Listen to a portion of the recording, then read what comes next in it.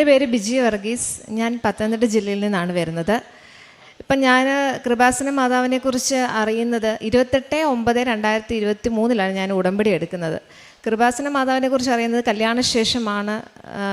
കൃപാസന മാതാവിനെക്കുറിച്ച് കൂടുതലായിട്ട് അറിയുന്നത് ഹസ്ബൻഡ് അമ്മയൊക്കെ പറഞ്ഞാണ് ഞാൻ ഇതിനെക്കുറിച്ച് അറിയുന്നത്. എനിക്ക് ആദ്യം വലിയ വിശ്വാസമൊന്നുമില്ല.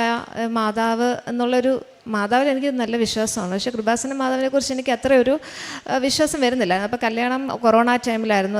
ആ സമയത്ത് ഞങ്ങൾ ഇവിടെ കല്യാണം കഴിഞ്ഞിട്ട് ഇവിടെ വന്നായിരുന്നു. അന്ന് മാതാവിനെ കണ്ടു, പ്രാർത്ഥിച്ചു പോയി. അത്ര കൃപാസന മാതാവിലോട്ട് അത്ര വലിയൊരു വിശ്വാസത്തിൽ വന്നില്ലായിരുന്നു. അങ്ങനെ ഞാൻ ഗസ്റ്റ് ലെക്ചറായിട്ടാണ് വർക്ക് ചെയ്യുന്നത്. പുനലൂരും പിന്നീട് എനിക്ക് ആലപ്പുഴയിലും ഉണ്ട്.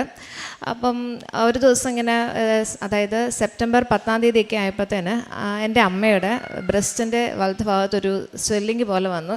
അപ്പം അത് എൻ്റെ പപ്പ എന്നെ വിളിച്ചിങ്ങനെ പറഞ്ഞു. അവരെന്ന് പറയുന്നത് അങ്ങനെ ഹോസ്പിറ്റലിലൊന്നും പോയി എടുക്കുന്ന ഒരു വ്യക്തികളല്ലായിരുന്നു. അവർക്കിപ്പം പെട്ടെന്ന് ഇങ്ങനെ ഒരു കേട്ടപ്പോൾ തന്നെ ഒത്തിരി ഡെസ്പായിപ്പോയി. പപ്പ ഭയങ്കര കരച്ചിലും, പപ്പായും ആങ്ങളെയും മാത്രമേ ഉള്ളൂ വീട്ടിൽ. അപ്പം ഇങ്ങനെ വന്നു കഴിഞ്ഞപ്പോഴത്തേന് എന്നെ വിളിച്ച് പറഞ്ഞു. ഞാൻ ആകെ വല്ലാതായിപ്പോയി. അപ്പം ഞാൻ ആലപ്പുഴയിലായിരുന്നു, കോളേജിലിരിക്കലെയാണ് ഇങ്ങനെ പറഞ്ഞത്. അപ്പം അവർ ഹോസ്പിറ്റലിൽ പോയിട്ട് അപ്പം സ്കാൻ ചെയ്ത് നോക്കിയപ്പോഴത്തേന് അതിൽ ചില അബ്നോർമാലിറ്റീസ് ഉണ്ടെന്ന് ഇങ്ങനെ പറഞ്ഞു. അത് കേട്ടപ്പോഴത്തേന് എനിക്ക് എന്ത് പറയുന്നത്, അങ്ങ് വല്ലാതായിപ്പോയി. പെട്ടെന്ന് ഞാൻ കോളേജിൽ നിന്ന് ഇവിടെ നിന്ന് ഇറങ്ങിക്കഴിഞ്ഞാൽ 6:45 വീട്ടിലെത്തുമ്പോൾ. അപ്പം ഞാൻ പെട്ടെന്ന് ഇത് കേട്ട് കഴിഞ്ഞപ്പോഴത്തേന് ഒന്നും ഞാൻ നോക്കിയില്ല. എന്താണെങ്കിലും ഞാൻ കൃപാസനത്തിൽ വന്നിട്ട് അമ്മയോട് പറഞ്ഞിട്ടേ പോകത്തുള്ളൂ എന്ന തീരുമാനത്തിൽ തന്നെ ഞാൻ അവിടുത്തെ കുട്ടികളോട് എങ്ങനെയാണ് ഇവിടെ എത്തിച്ചേരുന്നതിനെക്കുറിച്ചുള്ള ബസ്സിൻ്റെ കാര്യങ്ങളൊക്കെ ചോദിച്ചു. അങ്ങനെ ഞാൻ അന്ന് തന്നെ ഒരു 3:30 ആയപ്പോൾ ഞാൻ അവിടെ നിന്ന് തിരിച്ച് ഞാൻ ഇവിടെ എത്തി. മാതാവിൻ്റെ അടുത്ത് എൻ്റെ സകല സങ്കടങ്ങൾ ഞാൻ വന്ന് പറഞ്ഞു പോയി. അന്നേരം അവിടുത്തെ ഡോക്ടർ വേറൊരു ഡോക്ടറിനെ സജസ്റ്റ് ചെയ്തു. അഞ്ജന ആനന്ദ് എന്ന് പറഞ്ഞൊരു ഡോക്ടറിൻ്റെ ഇതിലോട്ട് സജസ്റ്റ് ചെയ്തു. അപ്പം പറഞ്ഞു ഇനി ഒരു സ്കാനിങ്ങോട് ചെയ്യണം എന്ന് പറഞ്ഞു. അപ്പം ഞാൻ പ്രാർത്ഥിച്ചിട്ട് പോയി, മാതാവേ ഒരു കുഴപ്പം ഉണ്ടാക്കരുതേ, എൻ്റെ അമ്മയ്ക്കൊരു കുഴപ്പം ഉണ്ടാക്കരുതേ. കാരണം വീട്ടിൽ അമ്മയാണ് എല്ലാ കാര്യങ്ങളും ചെയ്യുന്നത്. അപ്പം അങ്ങനെ ഞാൻ പ്രാർത്ഥിച്ചിട്ട് പോയി. അപ്പം വീണ്ടും സ്കാൻ്റെ റിപ്പോർട്ട് ചെയ്ത് കഴിഞ്ഞിട്ട് വന്നു കഴിഞ്ഞപ്പോൾ പറഞ്ഞു ഒരു കുഴപ്പവുമില്ല എന്നൊരിത് വന്ന്. തീർച്ചയായിട്ടും മാതാവിൻ്റെ അത്ഭുതവും അല്ലാതെ വേറൊന്നും അതിന് പറയാനില്ല. പിന്നെ ആ സമയത്ത് തന്നെ അന്നേരം അത് ഓപ്പറേറ്റ് ചെയ്ത് കളയണമെന്ന് പറഞ്ഞു. അപ്പം ആ ഡോക്ടർ സത്യം പറഞ്ഞാൽ ഈശോയായിട്ട് തന്നെയാണ് ആ ഒരു ഡോക്ടർ, അഞ്ജന ആനന്ദ് എന്ന് പറഞ്ഞ ഡോക്ടർ, മുത്തൂറ്റ് ഹോസ്പിറ്റലിലാണ് ഡോക്ടർ. മാതാവിൻ്റെ ഒരു യേശുനായിട്ട് കൂടെ വന്ന് അമ്മയുടെ ഓപ്പറേഷൻ നടത്തി. അന്നേരം ഓപ്പറേഷൻ നടത്തി കഴിഞ്ഞപ്പോഴും അമ്മയും ആങ്ങളെയും മാത്രമേ ഉള്ളായിരുന്നു വീട്ടിൽ. അപ്പം അവർക്ക് വേണ്ടിയിട്ടുള്ള എല്ലാ ഹെൽപ്പുകളും എനിക്ക് എപ്പോഴും പോയി അവരെ സഹായിക്കാനുള്ളൊരു ഇതില്ലായിരുന്നു. എന്നിരുന്നാലും എനിക്കറിയില്ല എങ്ങനെയാണ് അവരെ വഴി നടത്തിയെന്ന്. അവർക്ക് വേണ്ട ധൈര്യവും എല്ലാം എൻ്റെ മാതാവ് നൽകി. അങ്ങനെ സക്സസ് ആയിട്ട് ആ ഓപ്പറേഷൻ കഴിഞ്ഞു. ഇപ്പം അമ്മ സൗഖ്യമായി. പിന്നെ രണ്ടാമത് പറയാനുള്ളത്, ഈ ഒരു സമയത്ത് തന്നെയാണ് എൻ്റെ ഹസ്ബൻഡിൻ്റെ, അത് ഓഗസ്റ്റ് മാസത്തിലാണ്, ഹസ്ബൻഡിൻ്റെ കാലിൻ്റെ ലിഗമെൻ്റ് ഒന്ന് ബ്രേക്കായിരുന്നു. അപ്പം ബ്രേക്കായി കഴിഞ്ഞപ്പോൾ തന്നെ ആദ്യം കുറച്ച് നാളിങ്ങനെ പോയി, കുറച്ച് കഴിഞ്ഞപ്പോൾ തന്നെ വേദന കൂടി കഴിഞ്ഞപ്പം ഞാൻ ഈ പറഞ്ഞ പോലെ തന്നെ ഹോസ്പിറ്റലിൽ കൊണ്ട് കാണിച്ച്, അമൃതയെ കൊണ്ട് കാണിച്ച് പറഞ്ഞു ഓപ്പറേറ്റ് ചെയ്യണമെന്ന് പറഞ്ഞു. അതനുസരിച്ച് ഞാൻ അമ്മയുടെ ഓപ്പറേഷനുണ്ട്, ഹസ്ബൻഡിൻ്റെ ഇതുണ്ട്, എല്ലാം കൊണ്ട് എനിക്ക് എന്ത് ചെയ്യണമെന്ന് അറിയാം. ആകെ സമർപ്പിച്ചത് മാതാവിൽ മാത്രമാണ്. പിന്നെ ഞാനതനുസരിച്ച് ഹസ്ബൻഡിൻ്റെ ഓപ്പറേഷൻ്റെ 2 ദിവസം മുമ്പ് ഞാൻ ഇവിടെ വന്ന് മാതാവിനോട് കരഞ്ഞ് പ്രാർത്ഥിച്ചു. മാതാവേ ഒരു കുഴപ്പവും വരുത്തരുതേ, സക്സസ് ആയിട്ട് തന്നെ ആ ഓപ്പറേഷൻ നടത്തി തരണേ, അതുപോലെ തന്നെ പഴയ പോലെ ബൈക്ക് ഓടിക്കാനുള്ള കൃപ നൽകണേന്ന് ഞാൻ കരഞ്ഞ് പ്രാർത്ഥിച്ചു. അതിൻ്റെ ഫലമായിട്ട് ഹസ്ബൻഡിൻ്റെ ഓപ്പറേഷൻ വളരെ സക്സസ്ഫുള്ളായിട്ട് നടക്കുകയും, അതുപോലെ തന്നെ ഒരു ഓഗസ്റ്റിലാണ് ഈ സംഭവം നടക്കുന്നത്. വളരെ പെട്ടെന്ന് ഏകദേശം ഡിസംബർ ആയപ്പോൾ തന്നെ ഹസ്ബൻഡ് സാധാരണ പോലെ ബൈക്ക് ഓടിക്കാനും കാർ ഓടിക്കാനും എല്ലാത്തിനും കാലെല്ലാം നല്ല ഇതായി. അത് മാതാവിന് ഒത്തിരി നന്ദി പറയുന്നു. പിന്നെ അടുത്ത സാക്ഷി എന്ന് പറയുന്നത് എൻ്റെ നാത്തൂൻ്റെ 2ാം വിവാഹത്തിന് വേണ്ടിയിട്ട് ഞാനൊരു നിയോഗം വെച്ചിരുന്നു. അത് എൻ്റെ ആദ്യത്തെ ഉടമ്പടി പുതുക്കിയ അന്ന് വൈകിട്ട് തന്നെ നല്ലൊരു ആലോചന വരികയും അത് ഏകദേശം ഉറപ്പിച്ചിരിക്കുകയാണ്. പിന്നെ പറയുന്നത് എൻ്റെ മോൻ്റെ ഒരു നിയോഗമായിരുന്നു.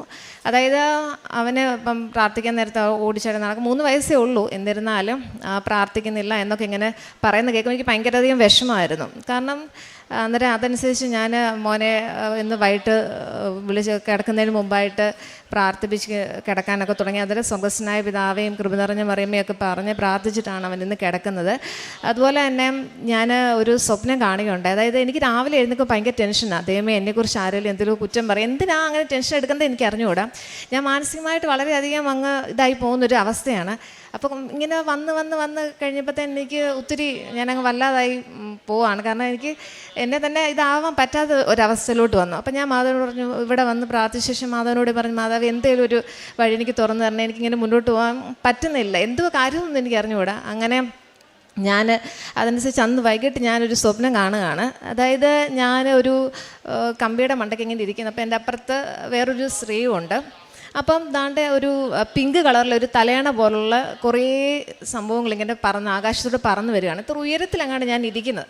അപ്പോൾ ഇങ്ങനെ പറന്ന് വരുവാണ്. അപ്പോൾ പിങ്ക് കളർ, നല്ല കളർ എല്ലാം എൻ്റെ കയ്യിലോട്ട് തന്നെയാണ് വരുന്നത്. ഞാനതെല്ലാം ഇങ്ങനെ പിടിച്ചു. അപ്പോൾ എൻ്റെ തൊട്ടപ്പുറത്തിരിക്കുന്ന ആ സ്ത്രീക്കൊന്നും കിട്ടുന്നില്ല. അപ്പം ഇങ്ങനെ വന്ന് ഞാൻ നോക്കിയപ്പോൾ ദാണ്ട് ഒരു വെള്ള കളറിലെ ഒരു ഇത്, അതിൽ കുറച്ച് കറുപ്പ് കൊണ്ട് ഏതാണ്ട് എഴുതിയേക്കുന്ന ഒരു ബലൂണാണ്. നോക്കിയപ്പം ഭംഗിക്കുറവെന്ന് പറയാൻ അത് മാത്രമല്ല. അപ്പോൾ എന്നോട് അപ്പുറത്തിരുന്ന സ്ത്രീ ചോദിച്ചു, ഒന്ന് എനിക്ക് തരാമോ? ഞാൻ നോക്കി കഴിഞ്ഞപ്പോൾ എന്നാൽ അത് കൊള്ളാത്തല്ലേ, മീൻസ് വലിയൊരു അട്രാക്ഷൻ തോന്നിയില്ല, എന്നാൽ അത് കൊടുത്തേക്കാമല്ലോ എന്ന് പറഞ്ഞുകൊണ്ട് കൊടുക്കാൻ തുടങ്ങിയപ്പോഴാണ് പെട്ടെന്ന് ആ ഒരു തലയണയിൽ ഇയ്യോബ് എന്ന് പറയുന്ന ഒരു ഇത് ഞാൻ കാണുന്നു. അപ്പോൾ എനിക്ക് മനസ്സിലായി ആ ഒരു തലയണ എന്ന് പറയുന്നത് വചനങ്ങൾ എഴുതിയ തലയണയാണെന്ന് എനിക്ക് പിന്നീടാണ് എനിക്ക് മനസ്സിലായത്.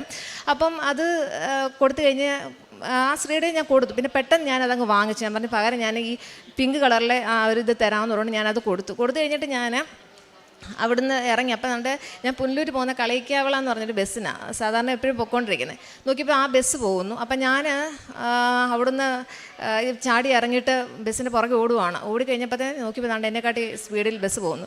നോക്കിയപ്പം നമ്മുടെ ജോസഫ് അച്ഛനും ഇവിടെ നേരത്തെ നിന്നിരുന്ന സിസ്റ്ററും കൂടെ ദാണ്ട് പുറകെ ഓടുന്നു. അപ്പോൾ എനിക്ക് ഉറപ്പായി ബസ് അവിടെ നിർത്തും, എനിക്ക് കോളേജിൽ പോകാൻ പറ്റും.